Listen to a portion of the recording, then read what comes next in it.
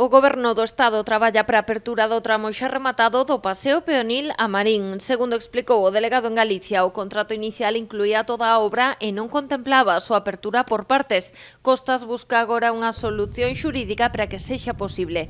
Tamén se traballa na modificación do proxecto para o segundo tramo, o que se instalaría con pilotes na ría para ofrecer as garantías suficientes. Me din que en breve podremos ter unha solución para poder xa dar definitivamente esa diferenciación de tramos e polo tanto que se poda disfrutar desta primeira parte. Nos vamos a axilizar o máximo posible porque, lógicamente, está aí o verán e a oportunidade. Esta demanda foi unha das que estivo sobre a mesa no primeiro encontro entre o alcalde de Pontevedra e o novo delegado do Goberno en Galicia, unha reunión na que José Miñones trasladou un compromiso sobre outra das infraestructuras máis demandadas na cidade, a construción do nó de bombeiros. Este ano se vai a licitar, ten nos orzamentos do Estado esa reserva de 2,3 millóns sobre os 7 totais e, polo tanto, se está estudiando agora a permuta dunhas parcelas que se teñen que facer por parte do Concello e tamén por parte do que é o Ministerio, pechando ese tema de permutas e co convenio de Audasa, que agora mesmo tamén estaba priorizándose o convenio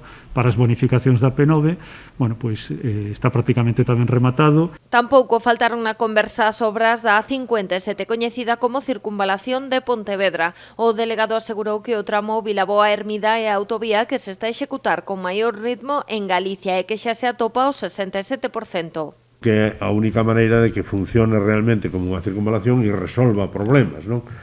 Esa circunvalación conectaría os polígonos industriais da comarca e nos conectaría con Curro, Campiño, Reigosa e nos conectaría con Vigo, Porriño, a través de Vilaboa, non? Outra das peticións que trasladou o rexedor foi que se axilice a busca de localizacións alternativas para as instalacións que a Dirección Xeral de Tráfico ten na Xunqueira de Alba. A intención do Concello é poder recuperar este espazo de gran valor ambiental.